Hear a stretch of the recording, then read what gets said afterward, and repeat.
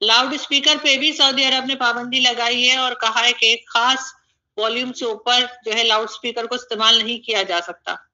वो भी जाहिर है वो सिर्फ मस्जिद के लिए नमाज के लिए ही अजान के लिए इस्तेमाल होता है, उसके बाद नहीं। हमारे यहाँ तो ये सारा दिन पता नहीं कौन सी कथा सुनाते रहते हैं मौलवी, चुप ही नहीं होते। हमारे साथ कोई कंट्री नहीं है, टर्की समेत, चाइना वाइना कोई हमें नहीं पूछता।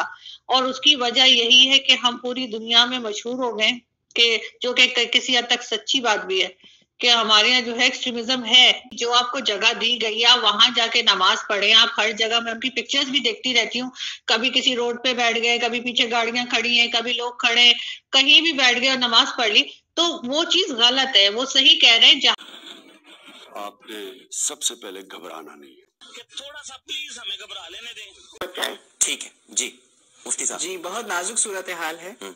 पाकिस्तान में भी होना यही चाहिए था कि जी जब आपने मस्जिद में गए नमाज के लिए और उसके बाद मस्जिद को लगा दें ताला।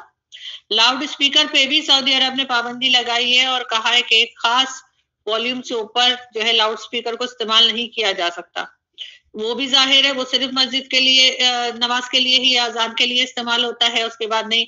हमारे यहाँ तो ये सारा दिन पता नहीं कौन सी कथा सुनाते रहते हैं मौलवी, चुप ही नहीं होते। और ये तो आजकल की बात कर रहे हैं, जब रमजान होगा या कोई भी इस तरह का कोई रिलीजियस महीना चल रहा होता है तब तो उनको खुली छूट होती है। तो ये चीजें जो है, अगर हम हर चीज सऊदिया की फॉलो करते हैं, अगर वहां पे चांद होगा तो हम ईद करेंगे, सऊदिया ये कहेगा तो हम वो कहेंगे।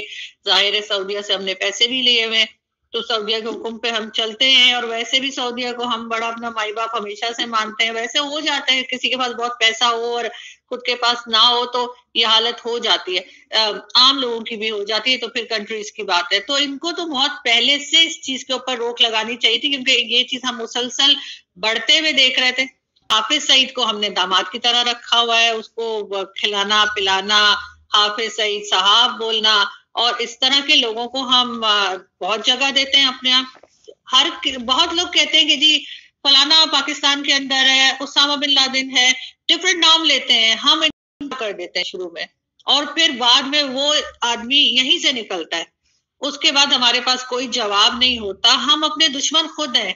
हमें किसी बाहर से, किसी दूसरी कंट्री की या किसी भी दूसरे की जरूरत नहीं है कि वो हमें नुकसान करे, क्योंकि ये सारी दीमक और ये सारे कीड़े मकोड़े जो कहते हैं ना खोखला कर देते हैं, ये हमने खुद ही पाल रखे हैं। और उसके बाद अब जब हमारी जड़ें अच्छी तरह उन्होंने खाली कर दी हैं और अब हमारी बिल्डिंग जैसे कहते हैं या दरख्त जो भी कह लें वो गिरने वाला है, तो अब हम भागे भागे फिर रहे हैं। ये चीज हमें पहले रोकनी चाहिए थी, और अभी भी हमें अकल नहीं आई है। अभी भी हम टीएलपी और टीटीपी जैसे लोगों को और इस तरह के बाकी माइंडसेट के लोगों को, चाहे वो मैंने कहा कि पॉलिटिशियंस हो, चाहे मीडिया में बैठे हों, चाहे जहां हम उन्हें सपोर्ट करते हैं, हम हर चीज में इस्लाम लेकर आते हैं और वो बातें करते हैं जो कि बाकी दुनिया नहीं कर रही। चाहे वो आप दूसरी देख लें, आप इजिप्ट को देख लें, आप यूएई को देख लें, इवन सऊदी अरेबिया अब चेंज हो रहा है, क्योंकि उन्हें दुनिया के साथ चलना है। वहां पे इजराइल प्राइम मिनिस्टर भी जा रहा है, वहां रशियन प्राइम मिनिस्टर भी जा रहा है, और वहां पे फ्रेंच प्रेसिडेंट भी जा रहा है। सबका किस तरह से वेलकम किया जा रहा है। और हम ऐसे साइट पर हैं जैसे कोई एक किसी को बुरी सी बीमारी हो जाए और उसको कहते हैं कि भाई साइड पे रखो, उसको उसके साथ बात ना करो, उसके साथ हाथ ना मिलाओ। हम उस तरह का कोई चीज बन के रह गए। लेकिन प्रॉब्लम ये है चीमा साहब कि हम मानते नहीं है। जिस दिन हम मान जाएंगे कि हमारी गलती क्या है, हमें क्या प्रॉब्लम है, उस दिन हम उसको खत्म करने के लिए या उसका इलाज करेंगे। हम तो मानते ही कुछ नहीं, हम कहते हैं नहीं जी नहीं, हम तो ठेकेदार हैं इस्लाम के।